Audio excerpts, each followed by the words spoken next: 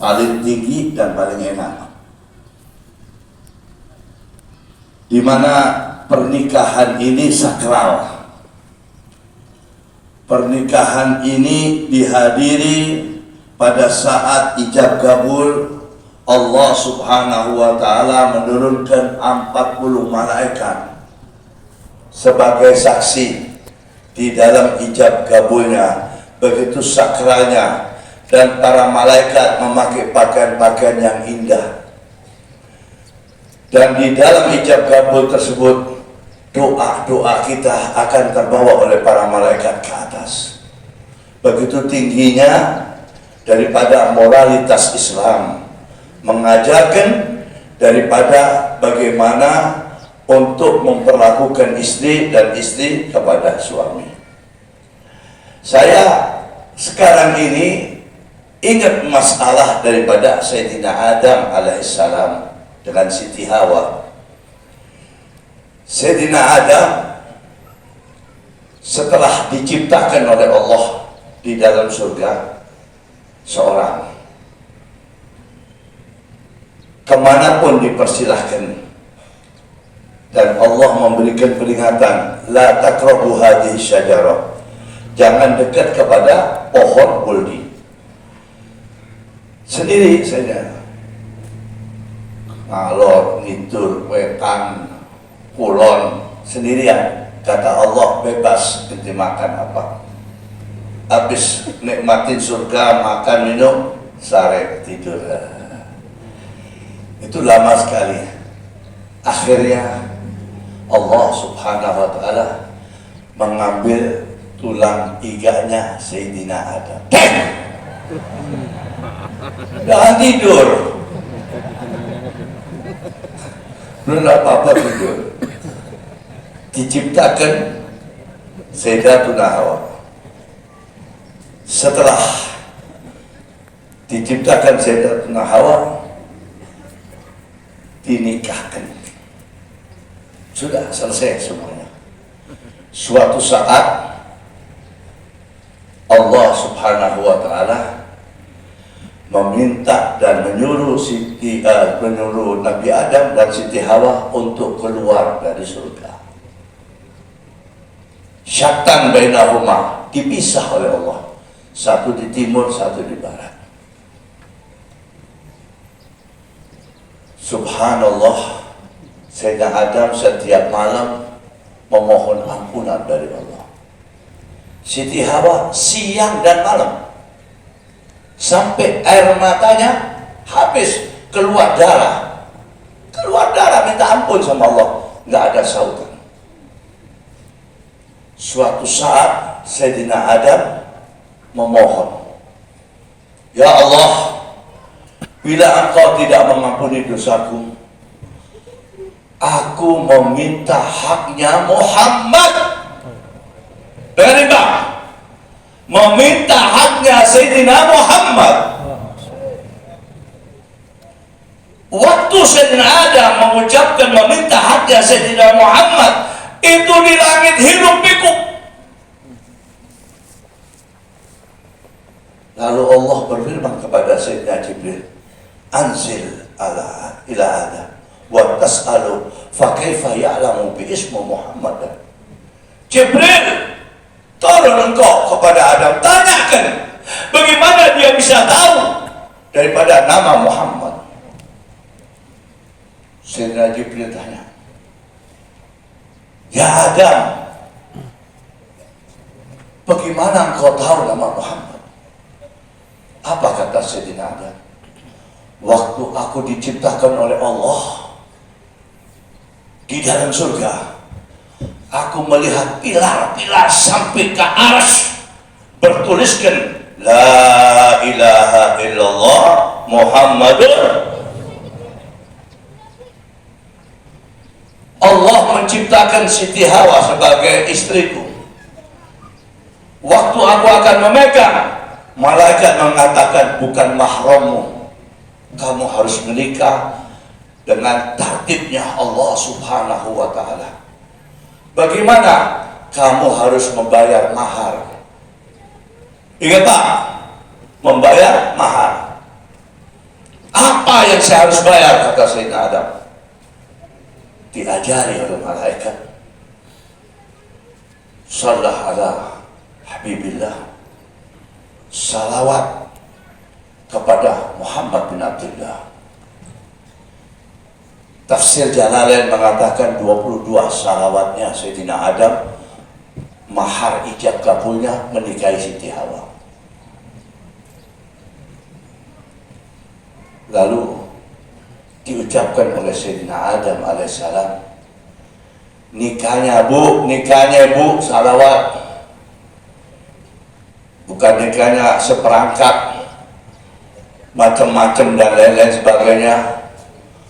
Yang tadi Ustaz Lukman mengatakan mobil atau apa dan lain sebagainya. Ini Sayyidina Adam menikahi Siti Hawa, ijab kabulnya salawat kepada Rasulullah Sallallahu Alaihi Wasallam.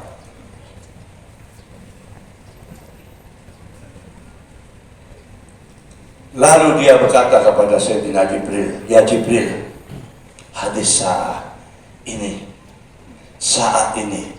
aku meminta haknya Muhammad. Kata Sayyidina Jibril, fakaifa ta'lamu bi ismi Muhammad? Bagaimana engkau bisa tahu nama Muhammad? Waktu aku diciptakan oleh Allah, aku melihat pilar-pilar sampai ke Arsy Rahman.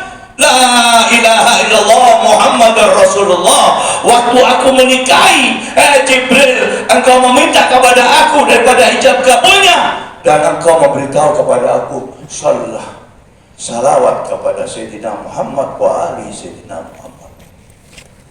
Dan sekarang ya Jibril, aku meminta haknya Sayyidina Muhammad, sehingga Allah mengabulkan tobatnya Sayyidina Adam. Ghafartu laka ya Adam bihaqqi habibi Muhammad. Saudara Nabiukum Muhammad, manusia pertama, wanita pertama untuk mencapai halanya dari Gusti Allah Jalla Sya'nu wa 'Azzamu, salawat kepada Rasulullah Sallallahu Alaihi Wasallam. Banyak mengutip tafsir daripada peristiwa ini daripada ayat huwallazi yusalli alaikum wa malaikatuhu liyukhrijakum minat dhulumati ilan nur wa kana bil mu'minina rahima. Akhir daripada ini ayat, seluruh para nabi bersalawat kepada Sayyidina Muhammad. Mari kita hari ini dibuka dengan nasihat diniyah tentang pernikahan yang halal, pernikahan yang direstui oleh Allah Sang Maha Pencipta, dan kita mengikuti sunnah Sayyidina Muhammad Sallallahu Alaihi Wasallam.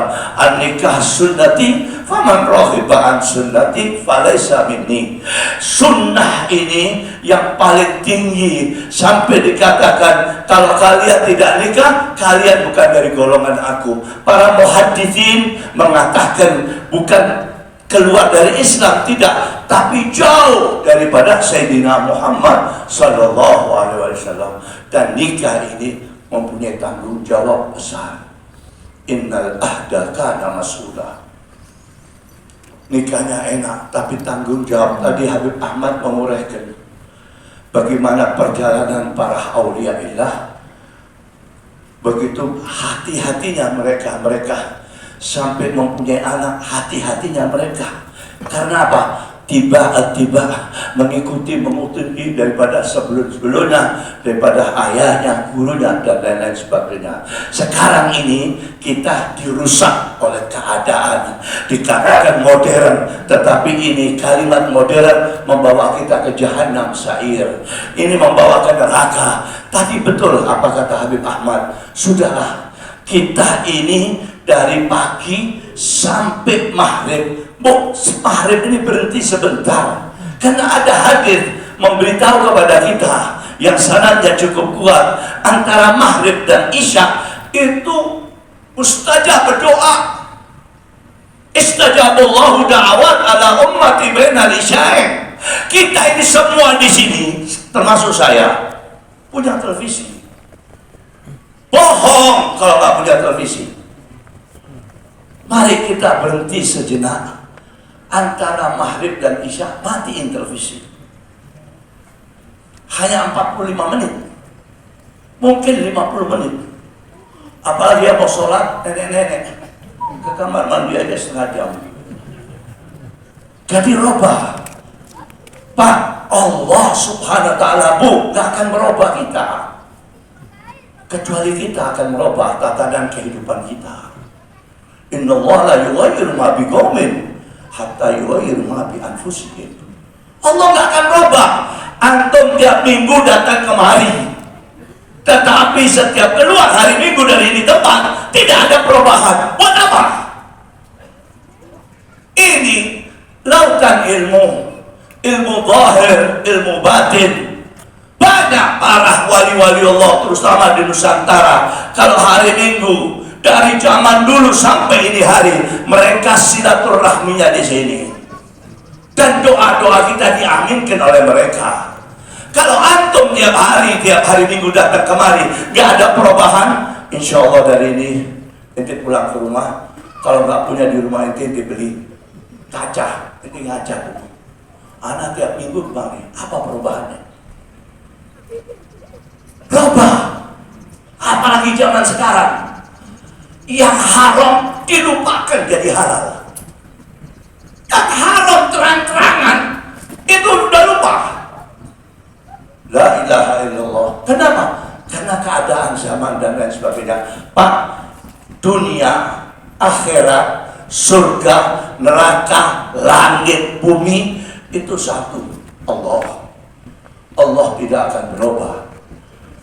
Dasarnya Allah dilantunkan, dibukakan di Al-Quranil Azim. Dan kalau tidak ada mengerti dan lain, tanya sama para ulama, selamatkan diri Anda, karena besok akan terjadi Mahkamah Agung. Saya membaca di kitab Irsyadul Ibad, juga di Tambihul Ghafilin, ada ini peristiwa Sayyidina Jibril mendatangi Rasulullah. Kata Sayyidina Jibril, ya Rasulullah, ada zaman dulu di zaman Bani Israel, di mana suami istri ini 70 tahun sholat tahajud berjamaah. 70 tahun. Dan dia mempunyai putra sematawayang. Ini putra kalau pagi keluar dikasih duit sama ibunya. Kadang-kadang pulang sudah terbenam matahari, sampai kakinya dicuci sama ibunya. Begitu sayang sang ibu kepada ini anak. Malam jungkir balik suami istri di sujud rukuk, anaknya diselimuti. Dianggap sayang, jangan ganggu anak, diselimuti. Besok di yaumil qiyamah, dengarin bu, besok di yaumil qiyamah, suami istri bergandengan tangan mau menuju ke surga, ditarik sama ini anak. Ya Rabb, ya Allah, wujudku ini di hadapanmu, ya Allah, wasilah mereka. Dan aku tidak mengenal engkau, ya Allah. Ayah, ibuku belum pernah mengajarkan tentang zatmu.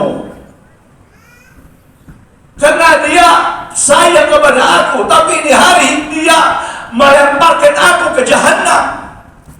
Ya Allah, aku minta keadilanmu, ya Allah. Sang anak ini menuntut orang tuanya, menuntut bapak ibunya. Ya Allah, aku minta keadilanmu.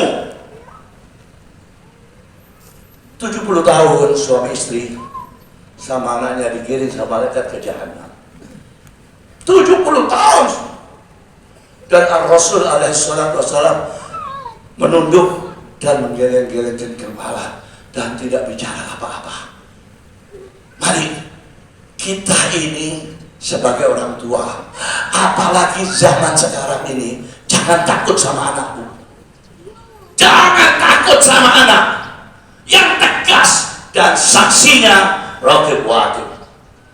Kalau anaknya macam-macam, ini malaikat akan membantu kita bahwa kita melarang hal-hal yang dilarang oleh Allah Subhanahu wa taala. Mari berubah. 2 minggu yang lalu kita 1444. Sekarang 1445.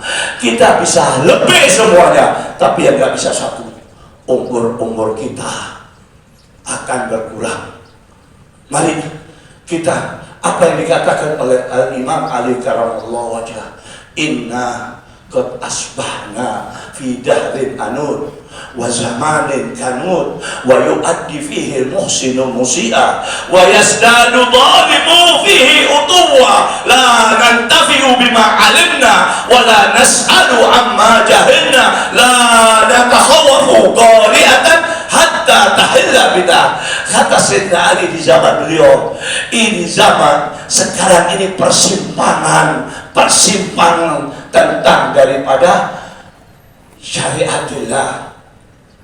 Orang yang baik dianggap orang yang bodoh, orang yang mundur, orang yang suka majlis taklim dianggap pengangguran dan lain-lain sebagainya.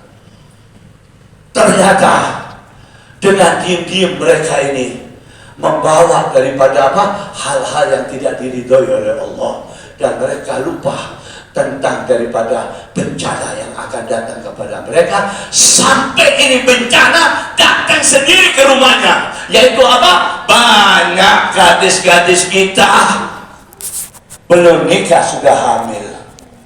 Ini terjadi. Dan kalau dulu jadi tabu, kalau dulu malu keluarganya, kalau dulu rumahnya dijual, dikosongkan, dia pindah jauh, kenapa? Malu. Tapi sekarang tidak. Ini yang terjadi. Ini zaman bobrok. Apalagi sekarang ini keadaan ekonominya lebih bobrok. Lalu dipimpin oleh manusia yang paling bobrok, lebih jahat daripada Firaun. Ini yang terjadi. Antum harus sadar semuanya. Jangan tiap hari Minggu datang kemari hanya jalan-jalan. Mari berpikir. Lalu apabila angkat tentang agama di rumah kita dan minta sama Allah, segala sesuatunya kembali kepada Allah. Mari kita merubah tatanan kehidupan kita. Wah, insya Allah di mana hari yang penuh cerah ini, banyakilah salawat di zaman sekarang. Karena salawat ini boleh dibaca di mana-mana. Salawat di atas kendaraan, berjalan, di dalam rumah. Bahkan ibu-ibu ini yang setiap bulan ada halangan, dibolehkan baca salawat. Salawat ini nur cahaya. Salawat ini membawa hubungan kita kepada Rasulullah. Jangan antum berbicara, Beb, saya bukan habib, saya bukan ustaz, saya bukan kiai, saya bukan pejabat, saya bukan orang kaya, saya tukang ojek. Bagaimana saya ada hubungan dengan Rasulullah? Jangan. Itu bisikan iblis dan syaitan. Rasulullah mengatakan apa? Laisa ahadun min ummat Muhammadin yusalli wa yusallimu illa balaghu. Tidak terkecuali siapapun umat Muhammad yang bersalawat kepada Sayyidina Muhammad akan sampai, dan besok kita dikenali oleh Rasulullah. Al-Imam Fahrul Wujud mengatakan apa? Awama alimta bi annana ahlul wafah wa muhibbuna ma zala tahta liwata. Apa kalian gerangan tidak tahu? Pecinta-pecinta Rasulullah, pecinta-pecinta ahli bait yang besok kita akan mengenali mereka, dan mereka di bawah bendera kita, benderanya Rasulullah sallallahu alaihi wasallam.